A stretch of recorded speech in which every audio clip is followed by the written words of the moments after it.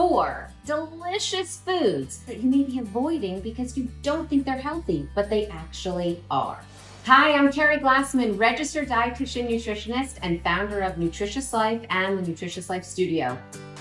Pecorino, like other cheeses, is a good source of protein and calcium, but it has more calcium than traditional cow's milk cheeses.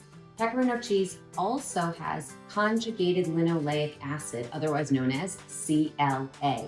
And CLA is linked with reduced BMIs, body mass indexes, and a reduced risk of diabetes, cancer, and overall inflammation. I love pecorino cheese in a Brussels sprout salad. Here I have raw Brussels sprouts. I toasted these almonds ahead of time. Then I also use dried figs or dates. Here I have dates, but again, any dried fruit really works. Chopped red onions, and then I have my simple lemon dressing, which is just lemon, olive oil, salt, and pepper. Just grate it on here. Again, it has a really nice, nutty, salty flavor. I'm gonna add some grapefruit sections. Hit the spot every time. Next up, I want to talk about dark meat. Dark meat gets a bad rap, and that's because it's higher in calories and fat than white meat.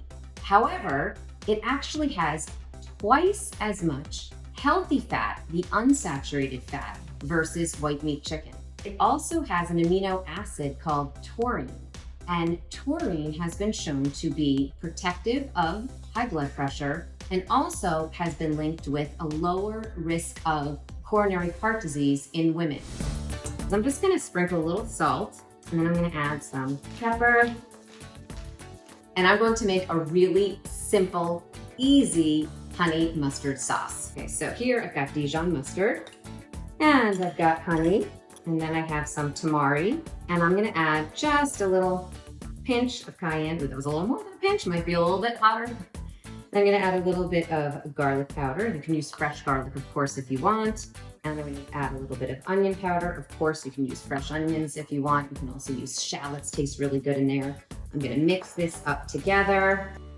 I have the oven at 350 right now, and we're gonna cook it for about 45 minutes. I'm just gonna pour this sauce over. And again, you can use as little or as much as you want. Ooh, look at this.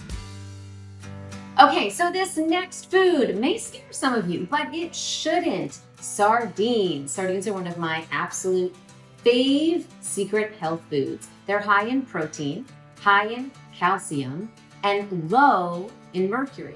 They're also high in omega-3s. Omega-3s are those essential fatty acids that are linked to everything from better mental health to better weight, and they are highly anti-inflammatory.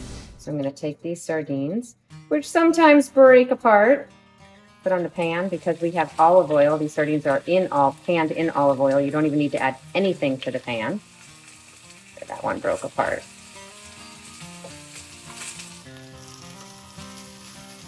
Okay, so these are done. I cooked them for about a minute on each side. Now I'm just going to add them to a cracker. These are nice whole grain crackers.